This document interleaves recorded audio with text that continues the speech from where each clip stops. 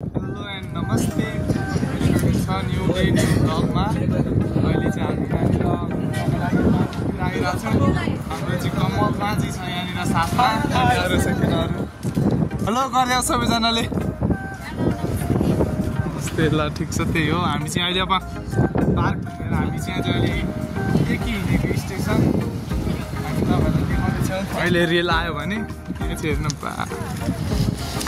यस्तो छ यहाँको चाहिँ माहौल। साकुरा साकुरा त प्रायः जस्तो सब झर्छ भने यार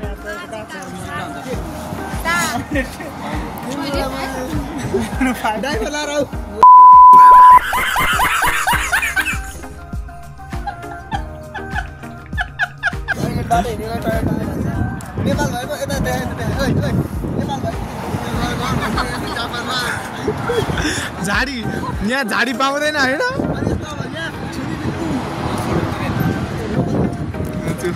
अहिलेको सिरखाने हो क्या मैले भनिरहेको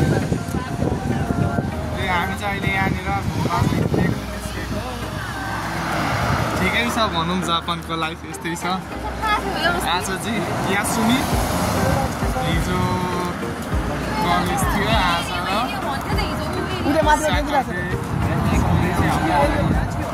छुट्टी त्यसपछि फेरि हाम्रो अर्को 10 दिनको छुट्टी पनि आउँदैछ भने त्यही कमल पार्क कस्तो लाग्यो त? दामी छ? सोचेको भन्दा राम्रो छ? ल ठिक छ। के हो आज त हेन्सम देख्छु यार म कमललाई त कपाल सपाल काटेर ह्यान्डसम देख्ने। सजिता म ह्यान्डसम छु। ट्रेन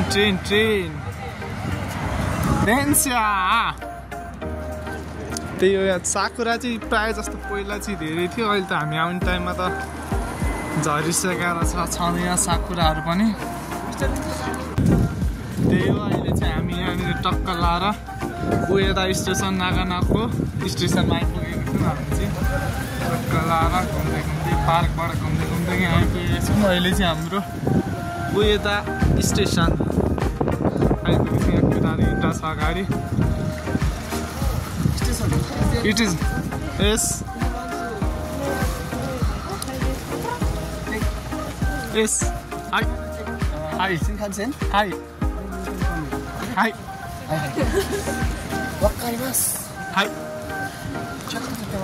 हाई त्यो अहिले चाहिँ हामी यहाँनिर स्टेसन ठुलो रहेछ नागानो सिटीको उयोदाको स्टेसन। हामी चाहिँ अहिले स्टेसनभित्र अब जाँदैछौँ घुम्नको लागि।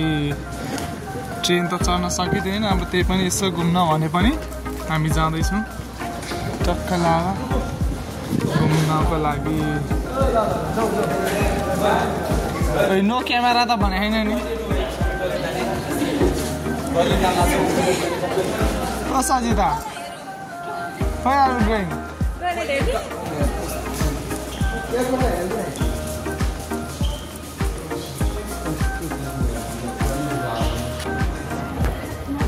त्यही हो हामी चाहिँ अहिले यहाँ टक्क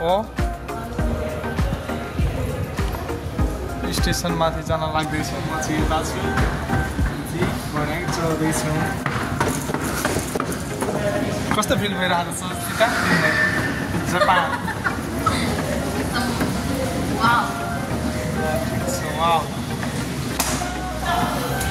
के हो?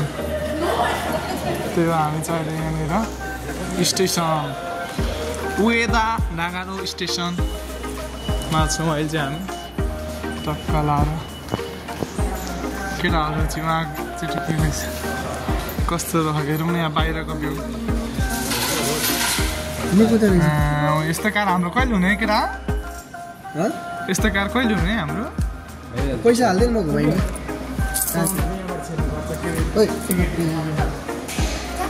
कति जाने?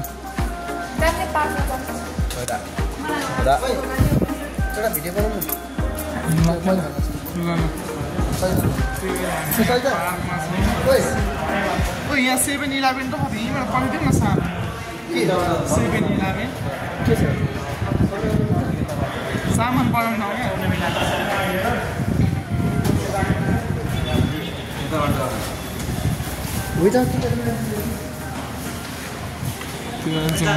टक खोला छ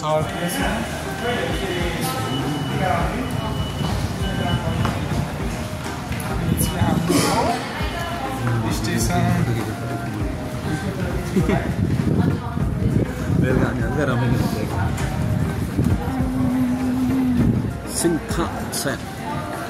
यता स्टेसन अनि हामीले चाहिँ ट्रेन कसरी चढ्ने भन्ने बारेमा गर्दैछ हामी आएको हो अनि यसको बारेमा थाहा हुनु पऱ्यो नि त कसरी टिकट काट्ने कसरी चढ्ने भन्ने कुरा त्यसको लागि हामी जानकारी लिँदैछौँ हाम्रो एउटा यो सानो एउटा भिडियो हो अब हामीले जानकारी पाइसकेपछि हामी हजुरहरूलाई पनि सेयर गर्नेछौँ यो भिडियोलाई सब्सक्राइब गरिदिनु लाइक गरिदिनु पहिलोचोटि आउने जापानमा पहिलोचोटि आउने नेपाली दाजुभाइले देखाउन पाओस् हामीले पाए पनि अझ नपाओस् भन्ने मेरो धारणा छ ठिक छ हाम्रो सञ्जय मैनाली सानको पनि धारणा सुनिहाल्नुभयो त्यो हाम्रो नयाँ नयाँ आएको 5 दिन भयो 5 दिन जति भयो